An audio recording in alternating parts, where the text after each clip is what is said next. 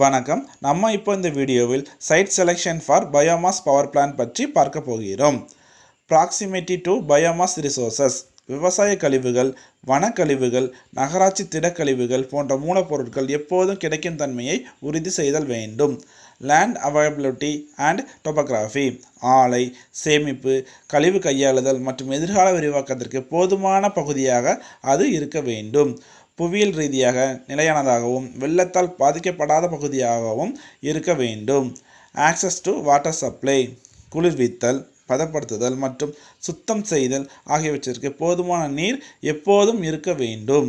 Grid connectivity, மின் நிலையங்கள் மின் பரிமாற்ற கோடுகளுக்கு மிக அருகில் இருக்க வேண்டும். இதன் மூலம் மின் பரிமாற்ற இழப்புகள் மற்றும் இணைப்பு செலவுகளை குறைக்க முடியும்.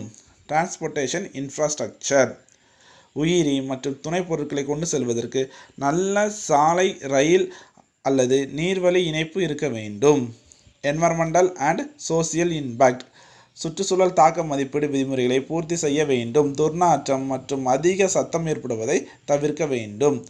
ரெகுலாரிட்டி அண்ட் லீகல் கன்சிடரேஷன், உள்ளூர், மண்டலம், மாசு கட்டுப்பாடு மற்றும் நில பயன்பாட்டு சட்டங்களுக்கு இணங்கி நடக்க வேண்டும். இந்த வீடியோவில் site selection for biomass power plant பற்றி நன்கு அறிந்து கொண்டோம்.